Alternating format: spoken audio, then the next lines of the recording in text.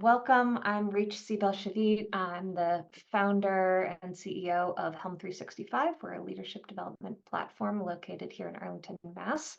And today we are going to be talking about mastering your management skills.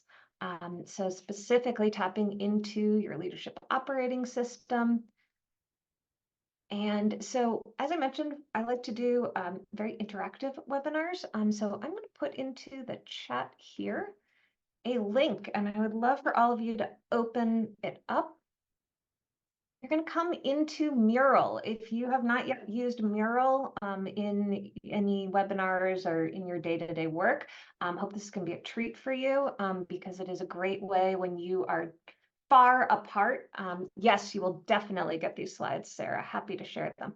And you'll get them because you're going to help build them. So that's the whole point of this webinar, is to be highly interactive. So let's get you taking Mural for a quick spin. First off, you can zoom in, you can zoom out, you can move around. For folks who like to jump a little bit ahead, that's fine. But mostly I want you to stay with us because you'll see all these empty boxes. We're going to build this together. So if you go in, it's going to ask you to join as a visitor. It'll probably have you come in as an elephant or a firefly, some fun animal. And once you're in, I want you to find your way. You can right click and drag over and just pop in here, double click into any of these boxes.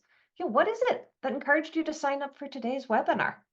You should see it in the chat. I'll put it in here again.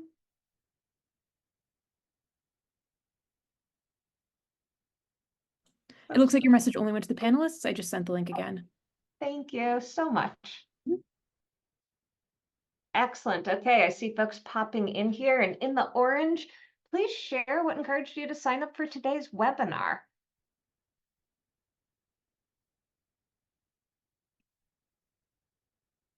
Okay, so just topic intrigues someone, needing some guidance, help with managing your team, pressure from staff. It's a very common topic. I want to get inspired, trying to please everyone, very real. Some folks are growing their company, expanding. Okay, excellent. So finish up the Post-it that you're on. We call these Post-its, by the way, and then we're going to dive in.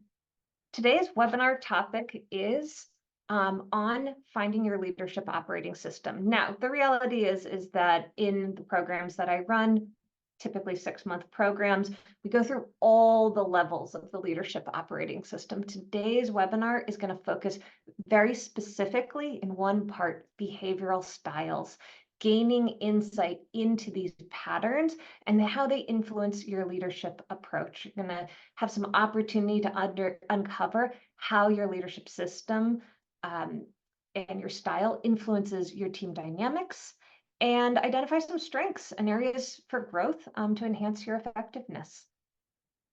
If you have any questions throughout this conversation, you can be following me along. You just right click and drag this over. You can put your questions in the chat. I'll be looking there.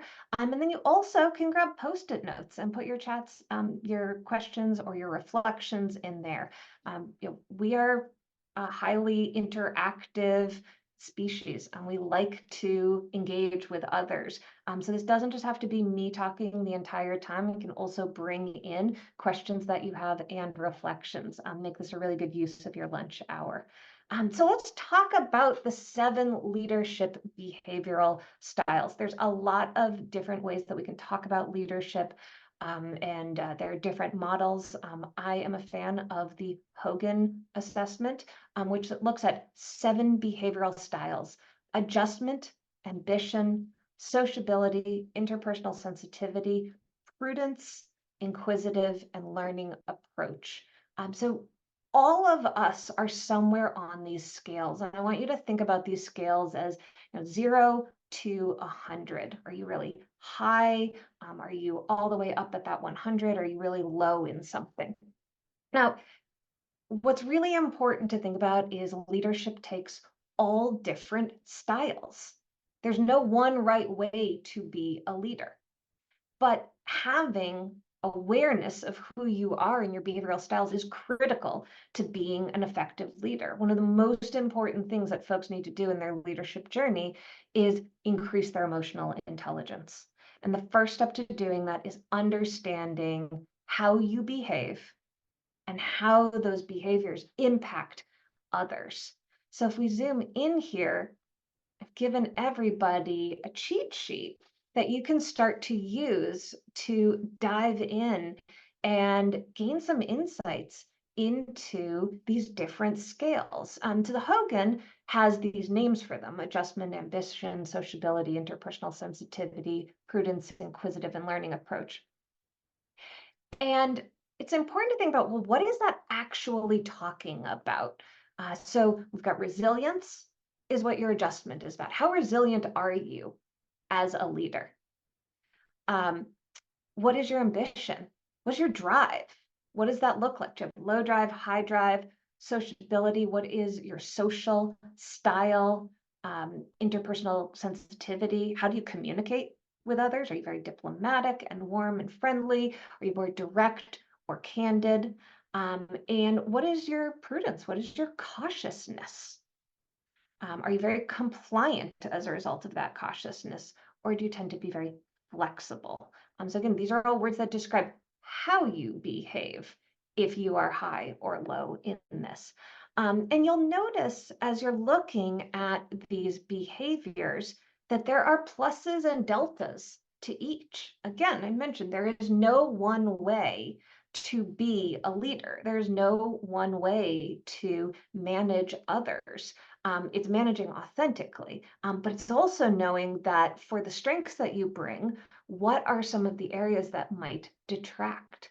So I want everyone to take a moment, and you can grab a Post-it note. You can just come over here and peel them off. And I'd love for folks to write a reflection looking at this of something that you haven't thought about, your leadership style, based on the words that you see here. Which one do you strongly resonate with that prior to seeing this list, you didn't even think about was really a behavior you're doing regularly? So yeah, grab those Post-it notes, pull them over, double click and write that. Yes, I absolutely can reshare, Matt. Here you go. You'll come down to this pink section once you're in. Okay, so Susan shared your main concern is burnout. So can you say a little bit more about what that burnout is looking like? Where is that coming from in terms of some of the behavior that you're recognizing that you do? What is your reflection? What does this make you realize about your behavioral styles and things that you are doing that are enhancing your team, things that you might not be aware of that you're doing that could really be detracting from your ability to lead from your team? So while we wait for those comments to come in, I'll just keep walking you through the different scales here. So, if you think about resilience, being a high, resilient, optimistic, composed, those are all great leadership qualities. But when we're highly optimistic, we maybe have a tendency to see things with rose-colored glasses, as they say. We bounce back from setbacks. We have that, I'll always get through it.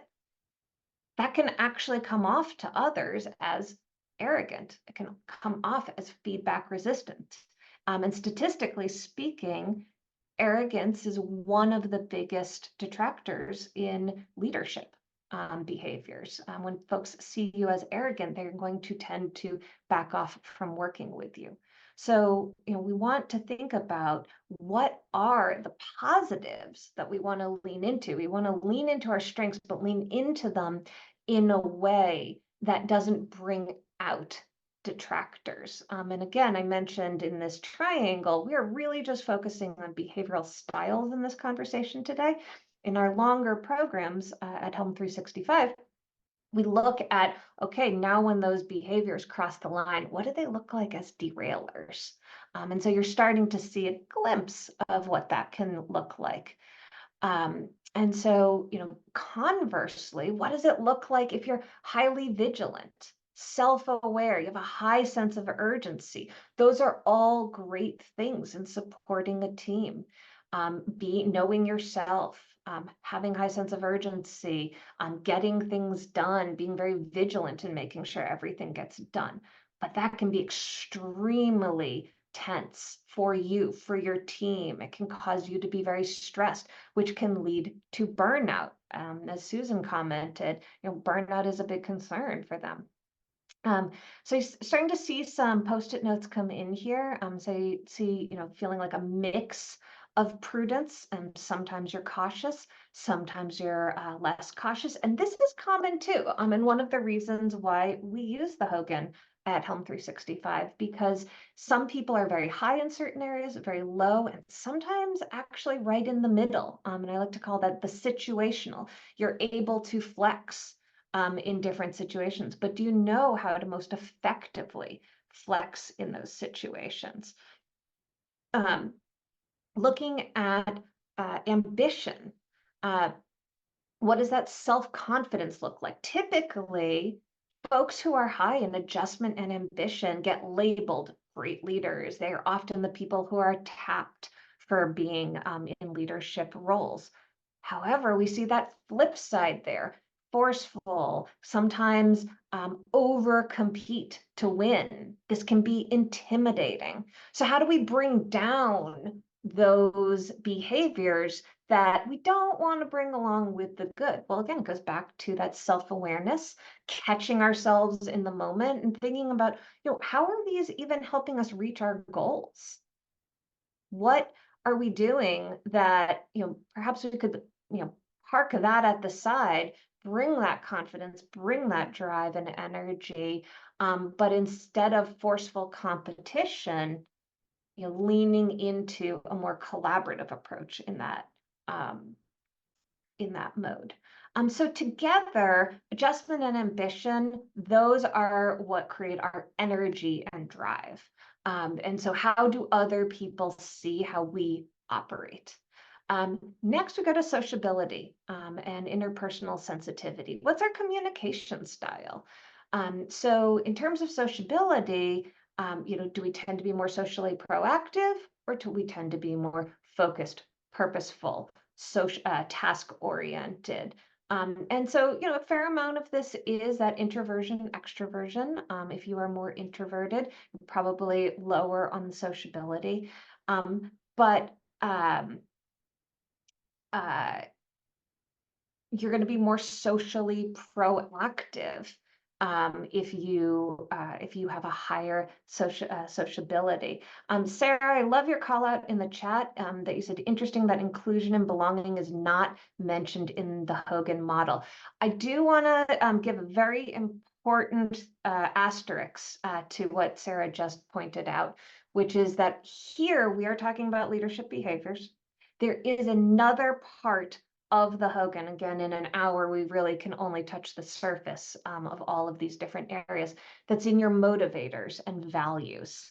And so that is where we cover inclusion and belonging and the how you create the culture of your team. So yes, Sarah, you are completely right. If there was a complete absence of inclusion and belonging, it would be incredibly outdated. It is brought in, but in a different part of the Hogan. So thank you so much for pointing that out. Coming back to our behavioral styles, talking about interpersonal sensitivity, what is your communication style? Do you tend to be more diplomatic, warm, friendly, or do you tend to be more direct, candid, and straightforward?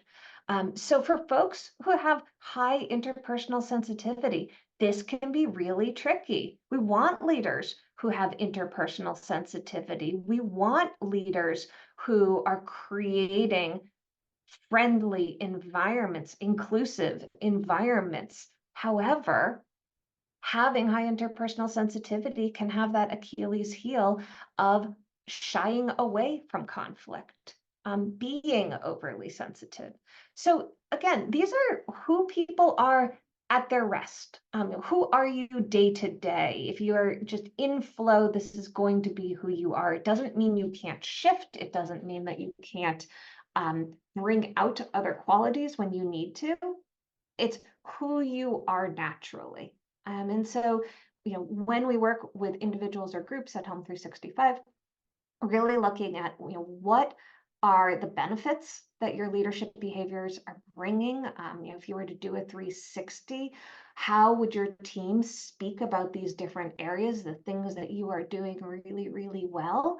And then what are the areas that are detractors for you? Some you are already aware of. You already see the writing on the wall. You already are aware of some of the things that are happening, but others are unaware.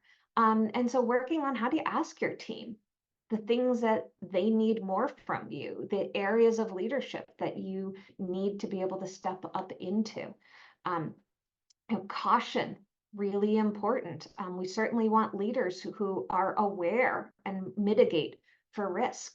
But if you are overly compliant and process focused, you're going to miss certain things. You aren't going to be as flexible at times. So it's that tension of, are you so ambiguity tolerant that your team doesn't even know what's expected because you're changing things constantly? Are you so process focused that your team can't make shifts because it is so hard to change that process? So part of this is also knowing what stage of business you're at. When I work with scale ups, one of the things that's really important to talk about is, process light. Process to some degree is really important, but the ability to be flexible and agile as you learn and as you scale, versus companies that are much more established. If they don't have process, then they're wasting a lot of time and energy. So I'm going to come in here, zoom into some of these notes. So you see highly vigilant on timelines, emails, and projects, etc. And so for whoever wrote this post-it note, I want to encourage you to think about, when is this working for you? When is it helping you show up as a leader? And when is it detracting from you as a leader? When does that vigilance burn you out or burn others out? Are there things that you could be doing later, or even not doing at all, delegating out? But you're holding on to them because of that vigilance. Want to find more people that make this quality and energy, take more chances. So it sounds like this post-it note is about bringing in others who complement you, and that's really important. Going back to inclusion and belonging, you need to be making sure that you are fostering teams that bring all types of leaders into your organization. If you are particularly high in an area, not just finding others who are like you, because that's easier for collaboration. In fact, welcoming the challenge and bringing people who are going to see things from other vantage points, and bring other skill sets. Another post-it note here, feeling like a mix of adjustment and sociability, learning to take time to process feedback, not in the moment, has been really helpful. Yeah, so exactly. That's a way that we grow as leaders, is realizing, wait, who am I? What would the flip side look like? What might I want to bring out or play around with? In our programs, we talk about experiments. What are you going to experiment with and try as you develop as a leader, as you figure out your new way forward? And I love the math references, cosine this. Excellent. So we are going to move on to how do others experience your leadership behavior. So we talked a little bit about that. What we want to think about is, again, which of your leadership behaviors are helping you show up best, and which of your dominant behaviors are detracting from your effectiveness. So I want everyone to take this as a call to action, not necessarily right now, but coming off of this webinar. How do other people experience these behaviors? And just taking these 7, write them down, take a screenshot, keep this link. You're going to have access to it after the session. And make some notes. What are 3 things that you are doing that are helping you show up at your best? And what are 3 things that are detracting from your effectiveness? And spend half hour writing these down, and then go ask others. and listen to what they say. Create that safe space of, letting them share with you what is going to be vulnerable, but what's going to be really, really important is, how can you strengthen yourself as a leader? So let's talk about what happens when behaviors combine. So this is really the meat of our conversation here is these two parts. So when behaviors combine, the first part is our adjustment and our ambition. And I noted this earlier. This is your drive. This is how other people experience your assertiveness, your energy, and your drive for results. If you are very high in both of these, you are going to have a high, people are going to read you as high assertive, high energy, high results.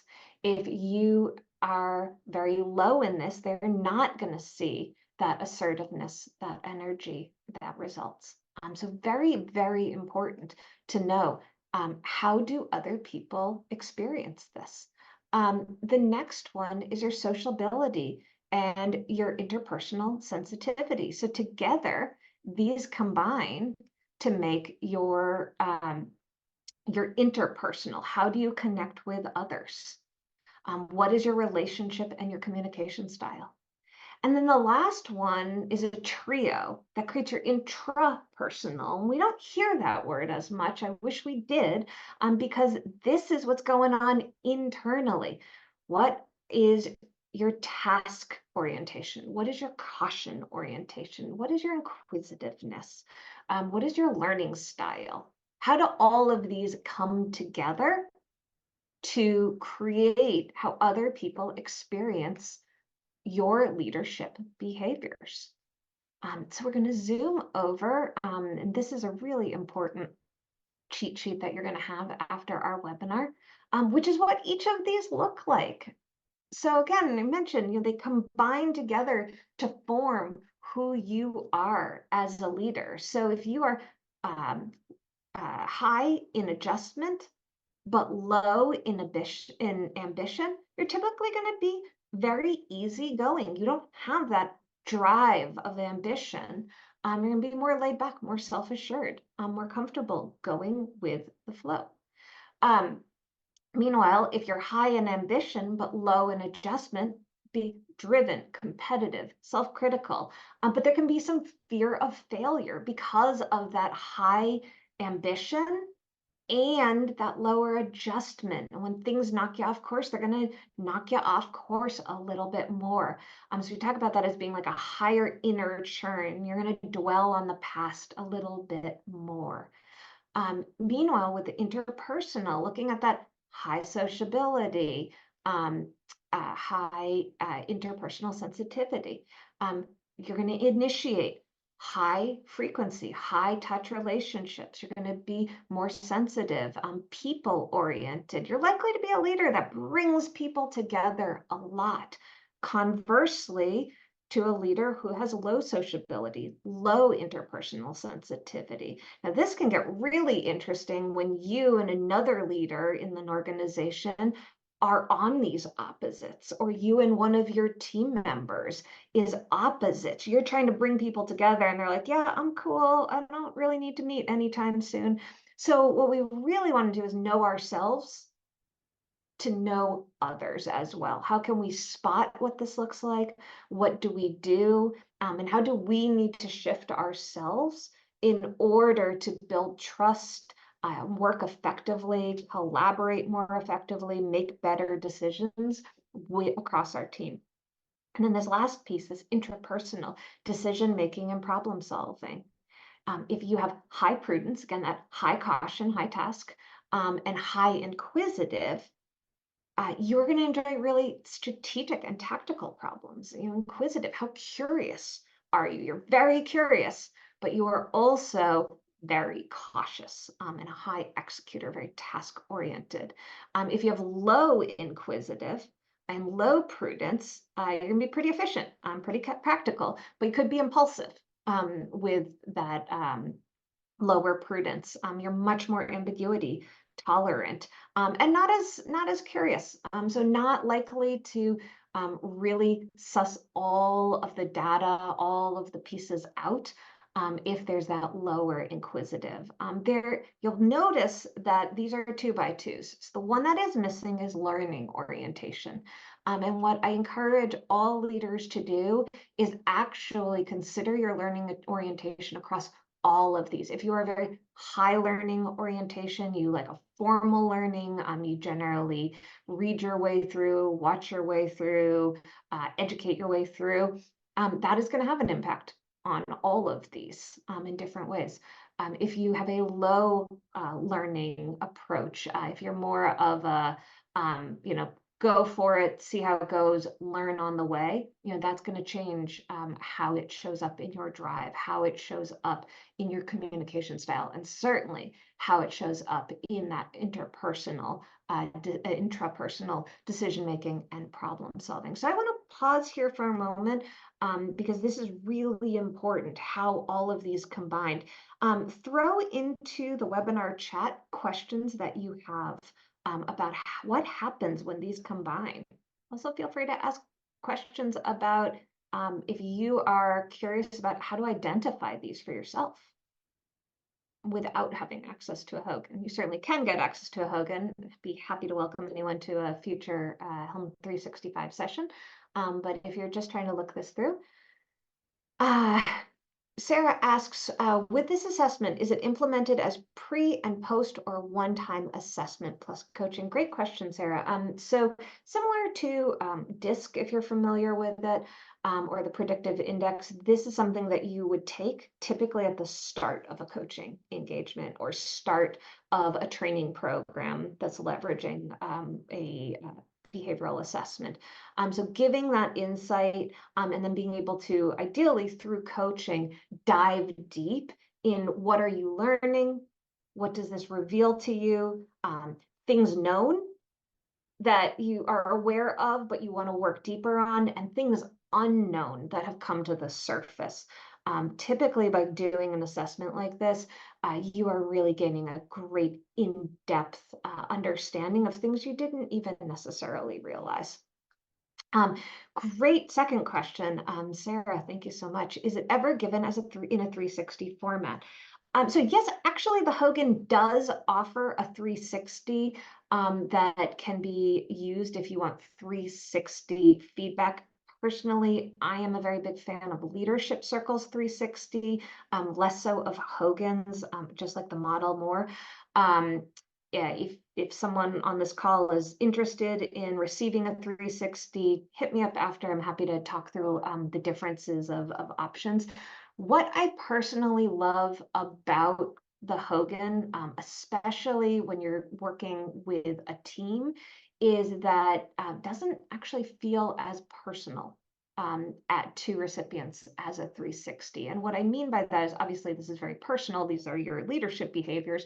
That is all about you, but it's not other people commenting. You take this and it gives back the results. And it is statistically validated for accuracy. And so it is astounding how accurate, even if you have folks who have very low emotional intelligence, the way that these questions are crafted help uncover what are your behavioral styles, what are your behavioral derailers, what are your motives, values, and preferences, and thus how do you create the culture on your team. And so I have worked with leaders whose companies have given them only this version of the Hogan or this version of the Hogan and a 360, and it is incredible how compatible the results are just when looking at the self-evaluation. So really, really encourage use of this tool or other behavioral tools that help you gain these insights. Feel free to ask your questions as we keep going through. Again, this is about you being able to take this information, take these insights, and action with them. Even just from, a 45-minute webinar today, what can you do? So I want to encourage you to think about these. Again, you can come back, you can download this image and use it as your own personal development sheet. But as leaders, what is important about learning about our drive style? I mean, think about, what does this really teach you? What do you uncover? When we think about our drive style, this is how we push our team. What do they get from that energy and drive? Is it infectious? Do you bring people up and along with that ambition and that resilience? How do you create that culture of adjustment and resilience and ambition in a team that brings everyone along? With our interpersonal style, how are we fostering an environment that is inclusive of all styles? So it really is incumbent on you, the leader, to set the tone for your team, to bring others along. That does not mean that you have to be extroverted every moment. And I actually love um, examples of leaders who have figured out, who are introverts, that they are able to bring that energy out for the team. When they're needing to be in person, they can bring the energy that the rest of the team needs. But then they find ways to regroup for themselves. And bounce back from the energy that they just needed to give out. So I think that's also really, really important in thinking about navigating some of the changes in our work environments over the last many years. Some folks got very used to being 100% remote. Now they're being pulled back into the office. Some are hybrid. And so what does that mean for our interpersonal styles? So throw into the chat if anyone who's struggling with the interpersonal connection of the team navigating in this post-pandemic world. Okay, well, the next piece to think about, and if you put in your chat, that's awesome. We'll come back to your questions. And if not, we're going to keep moving on.